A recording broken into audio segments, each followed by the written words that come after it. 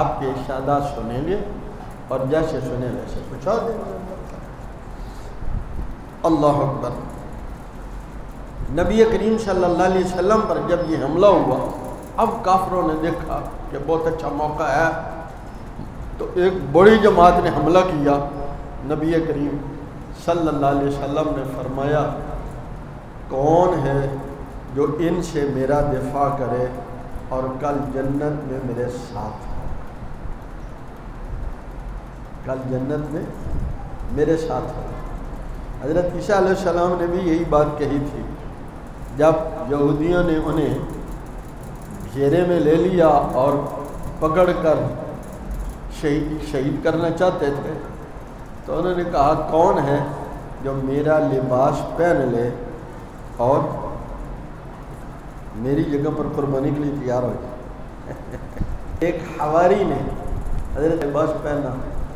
حضرت عیسیٰ علیہ السلام کو اللہ نے 2 فرشتوں کے ذریعے سے اوپر اٹھا لیا۔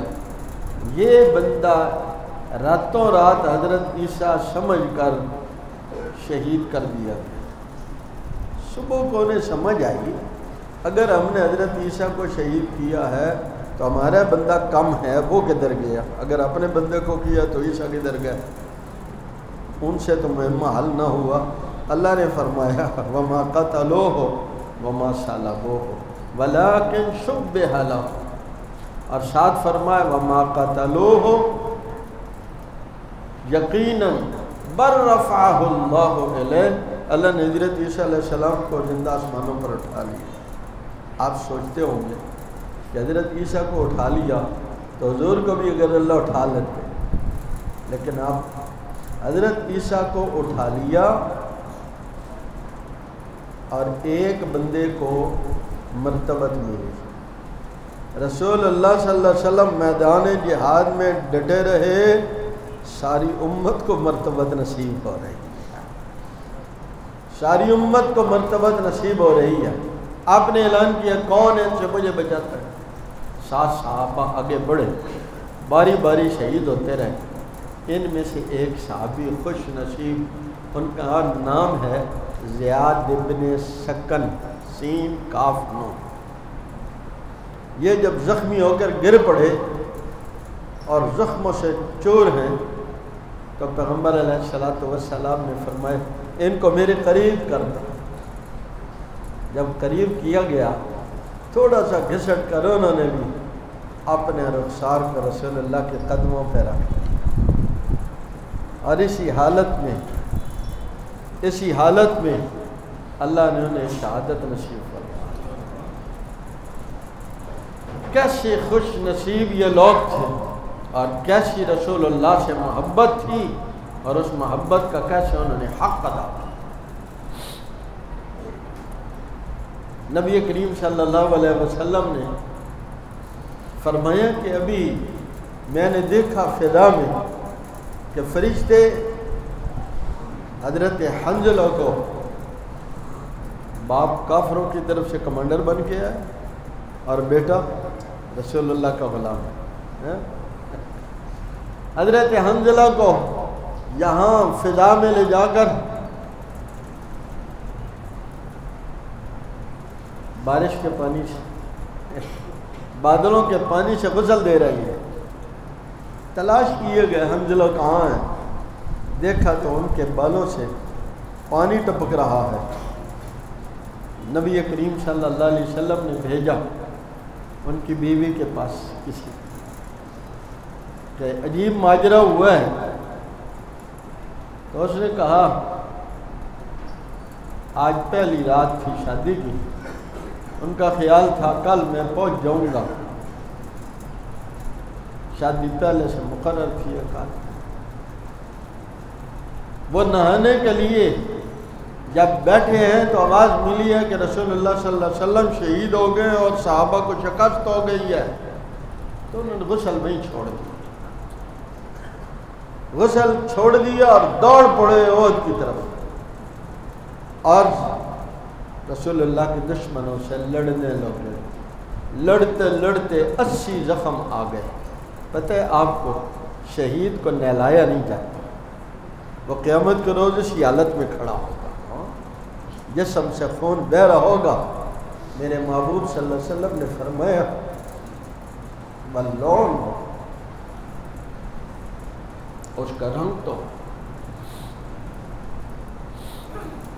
رنگ تو خون کا ہوگا، لون الدم والریح ریح المسک، لیکن اس کے رنگ تو اس کے خون کا وہ خون والا ہی ہوگا، لیکن خوشبو مشک کی آ رہی، والریح ریح المسک، اور اس خون سے جو خوشبو آ رہی ہوگی وہ مشک کی خوشبو آ رہی ہے۔ اللہ اکبر۔ تو عرض کر رہا تھا، میں نے کہا 5 باتیں۔ پہلی بات، حضور صلی اللہ علیہ وسلم جیسے خاتم النبیین ہیں، ایسے حضور خاتم المحبوبین ہیں۔ محبوبیت بھی آپ پر ختم ہے، جیسے آپ پر محبوبیت ختم ہے، صحابہ پر ایسا محب ہونا ختم ہے، صحابہ پر ایسا محب ہونا ختم ہے۔ اللہ اکبر۔ تیسری بات میں نے عرض کی، جس نے رسول اللہ کا خون چوس لیا ہے، پیغمبر کیا فرما رہے ہیں؟ تیرے اوپر جہنم کی آگ حرام ہے۔ سبحان اللہ۔ جس نے رسول اللہ کا دکھ پہنچایا ہے وہ آخرت میں تو ہوگا، دنیا میں بھی اسے سزا ملے گی۔ لیکن صحابہ بھی کمال تھے، وہ آخرت پر نہیں چھوڑتے تھے، جو حضور کو تکلیف پہنچاتا تھا بدلہ وہ فوراً لینے کی کوشش کرتے تھے۔ اپنے دشمن کو تو چھوڑ دیتے تھے، رسول اللہ کے دشمن کو نہیں چھوڑا کرتے تھے، وہ اسے چھوڑا نہیں کرتے تھے۔ جب پتہ چلا کہ آپ صلی اللہ علیہ وسلم شہید ہو گئے، مشہور ہو گیا احد کے میدان میں، سبحان اللہ، ایک صحابی ہیں حضرت انس بن نضر رضی اللہ تعالیٰ عنہ، یہ بدر میں شریک نہیں ہو سکے تھے، تو ایک دن حضور سے عرض کرنے لگے، حضور بڑا دکھ ہے، قلق ہے، اسلام کی پہلی لڑائی ہے اور میں اس میں شریک ہوں، مجھے پتہ نہیں چلا۔ حضور دعا کریں کبھی پھر اللہ کے دشمنوں سے لڑائی ہو اور میں اللہ کو دکھا سکوں کہ میرے دل میں اللہ اس کے رسول کی کیا محبت ہے، میں کیسی قربانی دینا چاہتا ہوں، میں جان فروشی اور جان بازی کے کیسے کارنامے پیش کرتا ہوں۔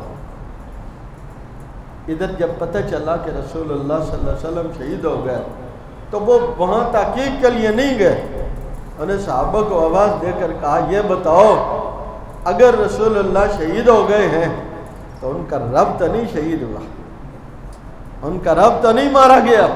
آئے نکلو، جس رب کے نام پر رسول اللہ شہید ہوئے ہم بھی اسی نام پر شہید ہو جائیں۔ یہ ہے بلندی، سوچ کی بلندی۔ تحقیق کے لیے نہیں گئے، میدان جنگ میں ہیں، وہ ذرا پیچھے ہٹ کے ہے جگہ، وہاں نہیں گئے، کہا سنا ہے حضور شہید ہو گئے، پر اگر رسول اللہ شہید ہوئے ہیں تو رسول اللہ کا رب تو شہید نہیں ہوا۔ جس رب کے نام پر رسول اللہ شہید ہو گئے ہیں اس رب کے نام پر آؤ ہم بھی اپنے جان کا نذرانہ پیش کرتے ہیں۔ پھر 2 باتیں کہیں، ایک یہ کہا، یہ بتاؤ حضور کے بعد زندہ رہ کر کیا کرو گے؟ رسول اللہ کے بعد زندہ رہ کر کیا کرو گے؟ ان کے ہاں زندگی وہ زندگی نہیں تھی جس میں رسول اللہ کا دیدار نہیں، صحبت نہیں ہے۔ اور کہا اللہ کی قسم مجھے احد کے پہاڑ سے جنت کی خوشبو آ رہی ہے، اور پھر ہاتھ میں کچھ کھجوریں تھی کھانے کے لیے، وہ پھینک دی اور دشمنوں کی صفوں میں گھس گئے، آگے اور پیچھے سے 80 زخم کھائے، اس وقت تک لڑتے رہے جب تک اپنے اللہ کے پاس نہیں پہنچے۔ اور کہا کہ آخری جملہ صحابہ کیا تھے؟ انس بن نضر نے پیغام دیا، حضور نے تلاش کروایا، زخم سے چور ہے، آواز نکل نہیں سکتی، اشارہ کیا کان آگے کرو، جو ڈھونڈ رہا تھا۔ اس نے کہا حضور کو تو میرا سلام کہنا ہے۔ آج ہمیں کوئی تکلیف آ جائے تو ہماری سوچ کے زاویہ کیا ہوتا ہے؟ حضور کو میرا سلام کہنا اور انہیں کہنا ہم آپ سے اس حال میں خوش ہیں، آپ بھی ہم پر خوش رہیں، اور صحابہ کو بھی ایک پیغام دینا، تمہاری ایک آنکھ بھی جھپک رہی ہو اور دشمن رسول اللہ تک پہنچ گئے ہوں تو پھر اللہ کے یہاں کوئی عذر قبول نہیں ہوگا۔ جملہ سن رہے ہیں؟ تم میں ایک بندہ زندہ ہو اور دشمن حضور تک پہنچ جائیں، اللہ کے یہاں کوئی عذر قبول نہیں ہوگا۔ بتاؤ، جہاں 1.5 ارب مسلمان اور ایک سے ایک بڑھ کر حضور کا دشمن چھوٹ کر جا رہا، وہاں ہمارا عذر قبول ہو جائے گا؟ کل کس منہ سے شفاعت کے لیے جائیں گے ہم؟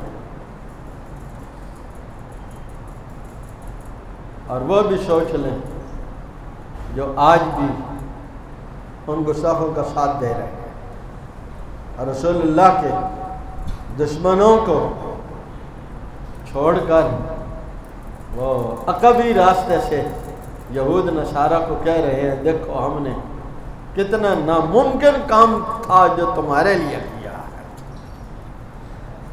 میرے بھائیو، بس 2 لوگ ہیں، ایک وہ ہیں جو اس دور میں کفر کو خوش کر رہے ہیں، ایک وہ ہیں جو اللہ اور اس کے رسول کو خوش کرنے کی نیت رکھتے ہیں۔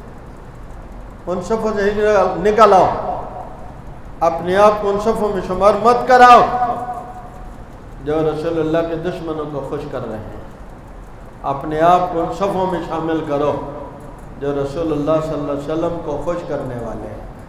نیت کرتے ہیں؟ زور سے اور اونچی آواز سے،